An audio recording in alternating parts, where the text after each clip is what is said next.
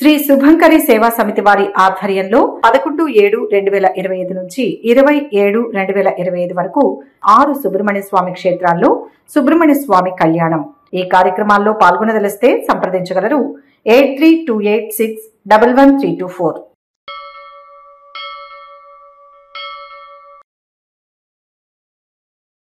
ఓం శ్రీ మాత్రే నమః. జ్యోతిష శాస్త్రంలో గ్రహాల సంచారానికి, ముఖ్యంగా శని వంటి నెమ్మదిగా కదిలే గ్రహాల గమనానికి అత్యంత ప్రాముఖ్యత ఉంది. శనిగ్రహాన్ని కర్మకారకుడిగా, న్యాయాధిపతిగా పరిగణిస్తారు.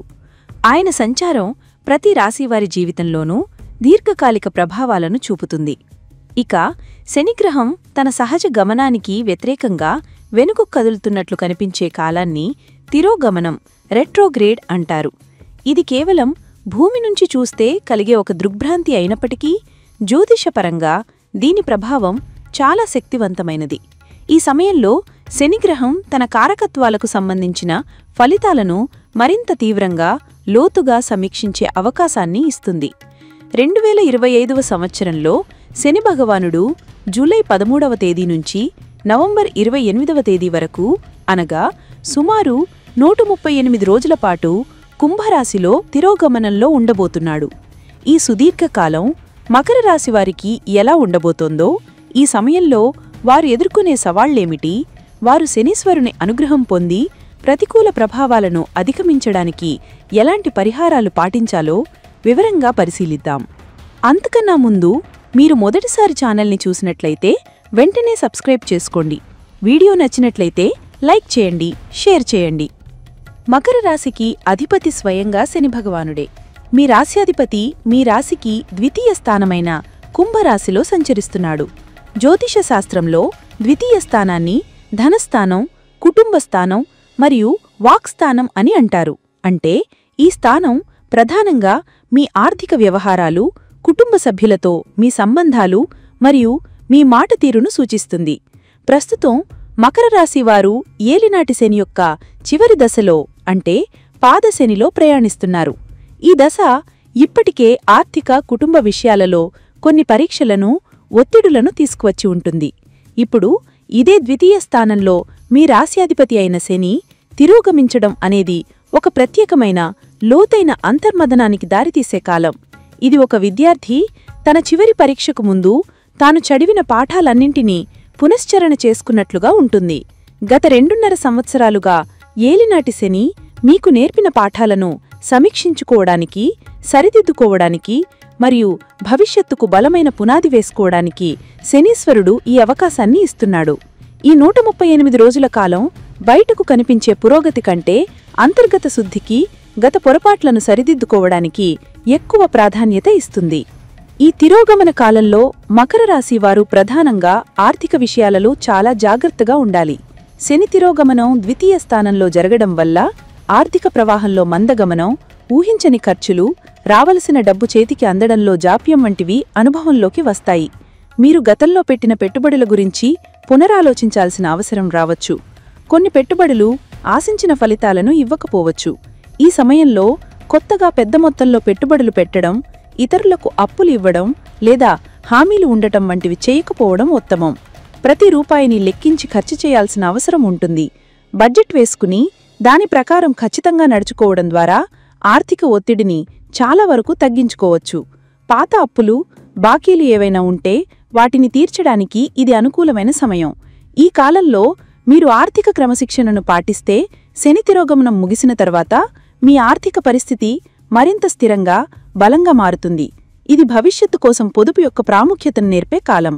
కుటుంబ సంబంధాల విషయంలో కూడా ఈ తిరోగమన ప్రభావం స్పష్టంగా కనిపిస్తుంది. ద్వితీయ స్థానం కుటుంబ స్థానం కాబట్టి ఈ సమయంలో కుటుంబ సభ్యుల మధ్య పాత గొడవలు, అపార్థాలు మళ్లీ తలెత్తే అవకాశం ఉంది. చిన్న చిన్న విషయాలకే మనస్పర్ధలు రావచ్చు. ముఖ్యంగా మీరు మాట్లాడే మాటల విషయంలో చాలా సంయమనం పాటించాలి. మీ మాట కఠినంగా ఉండడం వల్ల, ఇతరులు అపార్థం చేసుకోవడం వల్ల సంబంధాలు దెబ్బతినే ప్రమాదం ఉంది. వాక్స్థానంలో శని తిరోగమించడం వల్ల మీరు గతంలో అన్న మాటలు, ఇచ్చిన వాగ్దానాలు ఇప్పుడు మిమ్మల్ని ప్రశ్నించవచ్చు. కుటుంబ సభ్యుల ఆరోగ్యం పట్ల కూడా శ్రద్ధ వహించాల్సి ఉంటుంది. అయితే ఈ కాలాన్ని ఒక అవకాశంగా తీసుకుంటే ఎప్పటినుంచో పరిష్కారం కాని కుటుంబ సమస్యలను ఓపికగా చర్చించి ఒక కొలికి తీసుకురావచ్చు. పాత బంధాలను పునరుద్ధరించుకోవడానికి, కుటుంబ సభ్యులతో మరింత నిజాయితీగా, ప్రేమగా మెలగడానికి ఇది దారితీస్తుంది. మీ బాధ్యతలను సక్రమంగా నిర్వర్తించడం ద్వారా కుటుంబంలో మీ గౌరవం పెరుగుతుంది.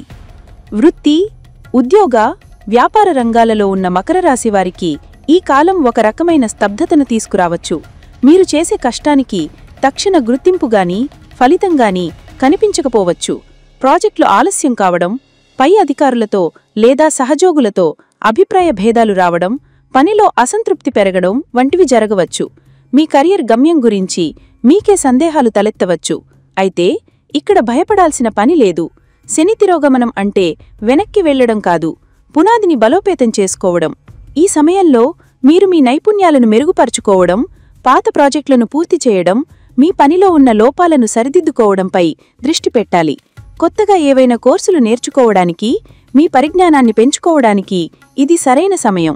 ఈ 138 రోజులలో మీరు ఓపికతో, పట్టుదలతో మీ పనిని మీరు చేసుకుంటూ వెళితే నవంబర్ 28న శని తిరిగి తన సహజ గమనంలోకి వచ్చిన తర్వాత మీ కష్టానికి అద్భుతమైన ఫలితాలు, ప్రమోషన్లు మరియు కొత్త అవకాశాలు లభిస్తాయి. వ్యాపారస్తులు కూడా కొత్త ఒప్పందాలు, విస్తరణ ప్రణాళికలను ఈ కాలంలో వాయిదా వేసి ప్రస్తుత వ్యాపార నిర్వహణను, ఖాతాలను సరిచూసుకోవడం మంచిది. ఆరోగ్యం పరంగా కూడా మకర రాశివారు ఈ సమయంలో అప్రమత్తంగా ఉండాలి. శనివాతకారకుడు మరియు ఎముకలు, దంతాలు, కీళ్లకు అధిపతి. తిరోగమన సమయంలో పాత ఆరోగ్య సమస్యలు, ముఖ్యంగా కీళ్ల నొప్పులు, పంటి సమస్యలు, జీర్ణ సంబంధిత వ్యాధులు తిరిగి ఇబ్బంది పెట్టవచ్చు. మానసికంగా కూడా కొంచెం ఒంటరిగా, నిరాశగా అనిపించవచ్చు. శారీరక అలసట, నీరసం ఎక్కువగా ఉంటాయి. కాబట్టి క్రమం తప్పని వ్యాయామం, యోగా, ధ్యానం వంటివి మీ దినచర్యలో భాగం చేసుకోవాలి.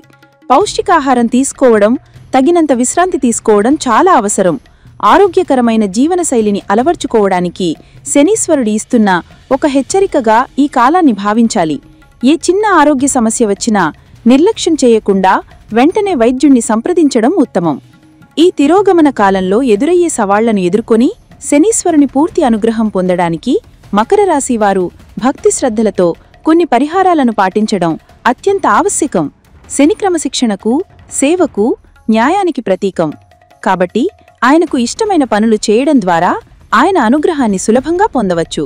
ప్రప్రథమంగా ప్రతిరోజు, ముఖ్యంగా ప్రతి శనివారం ఓం సం శనేశ్చరాయ నమః అనే శనిమూల మంత్రాన్ని కాని, లేదా ఓం ప్రాం ప్రీం ప్రౌం సహ శనేశ్చరాయ నమః అనే శనిబీజ మంత్రాన్ని కాని 108 సార్లు జపించాలి. ఇది మీలో సానుకూల శక్తిని నింపి మానసిక ధైర్యాన్ని ఇస్తుంది. శనివారం రోజుల్లో నవగ్రహ ఆలయాన్ని గాని, ప్రత్యేకంగా శనీశ్వరుని ఆలయాన్ని గాని సందర్శించి నువ్వుల నూనెతో దీపాన్ని వెలిగించడం చాలా మంచిది. నల్లని వస్త్రాలు, నల్ల నువ్వులు, మినుములు, ఇనుము, ఆవనూనె వంటివి శని ప్రీత్యర్థం దానం చేయడం వల్ల ప్రతికూల ప్రభావాలు తగ్గుముఖం పడతాయి. ఈ దానాలు మీ శక్తి మేరకు మనస్ఫూర్తిగా చెయ్యాలి. శని ప్రభావాన్నుంచి రక్షించగల శక్తి ఆంజనేయ స్వామికి ఉంది. కాబట్టి ప్రతిరోజు లేదా కనీసం ప్రతి శనివారం, మంగళవారం హనుమాన్ చాలీసా లేదా ఆంజనేయ దండకం పారాయణం చేయడం వల్ల కొండంత అండ లభిస్తుంది. భయం, ఆందోళన వంటివి తొలగిపోతాయి. శనీశ్వరుడు కర్మఫల ప్రదాత. ఆయన సేవను, దానాన్ని ఇష్టపడతాడు. కాబట్టి ఈ 138 రోజుల కాలంలో పేదలకు, వృద్ధులకు, వికలాంగులకు మరియు సహాయం అవసరమైన వారికి మీకు తోచిన సహాయం చేయండి. అన్నదానం చేయడం అత్యంత శ్రేష్టమైన పరిహారం. మీ ఇంటి దగ్గర ఉండే కాకులకు, నల్ల కుక్కలకు ఆహారం పెట్టడం కూడా శనిని ప్రసన్నం చేసుకునే ఒక మార్గం. మీ జీవనశైలిలో కూడా కొన్ని మార్పులు చేసుకోవాలి. ఈ కాలంలో మద్యపానం, మాంసాహారం వంటి వాటికి ముఖ్యంగా శనివారాలలో దూరంగా ఉండడం మంచిది. పెద్దలను, గురువులను, తల్లిదండ్రులను గౌరవించండి. ఎవరినీ మోసం చేయొద్దు, అబద్ధాలు చెప్పొద్దు. మీ పనుల పట్ల, బాధ్యతల పట్ల నిజాయితీగా, క్రమశిక్షణతో ఉండండి. మీ మాట తీరులో సౌమ్యతను, ఓపికను పాటించండి. అనవసరమైన వాదనలకు దూరంగా ఉండండి. ముగింపుగా చెప్పాలంటే 2025లో రాబోయే శని తిరోగమనం మకర రాశి వారికి భయపడాల్సిన కాలం కాదు. ఇది మీ రాశ్యాధిపతి మీకు ఇస్తున్న ఒక సువర్ణ అవకాశం. మీ జీవితంలోని ఆర్థిక, కుటుంబ, వృత్తిపరమైన అంశాలను పునఃసమీక్షించుకొని బలహీనతలను సరిదిద్దుకొని భవిష్యత్తుకు పునాదులు వేసుకోవడానికి ఇది దోహదపడుతుంది. పైన చెప్పిన పరిహారాలను కేవలం యాంత్రికంగా కాకుండా పూర్తి విశ్వాసంతో, భక్తితో ఆచరించండి. క్రమశిక్షణ, ఓపిక, పట్టుదల, నిజాయితీ మరియు సేవాభావం అనే పంచసూత్రాలను పాటిస్తే శనీశ్వరుడు మీకు అండగా నిలుస్తాడు. ఈ 138 రోజుల అంతర్మథనం తర్వాత మీరు మానసికంగా మరింత పరిణతి చెందిన, దృఢమైన మరియు ప్రజ్ఞావంతులైన వ్యక్తిగా ఆవిర్భవించి మీ జీవితంలో ఒక కొత్త, ఉజ్వలమైన అధ్యాయాన్ని ప్రారంభిస్తారు.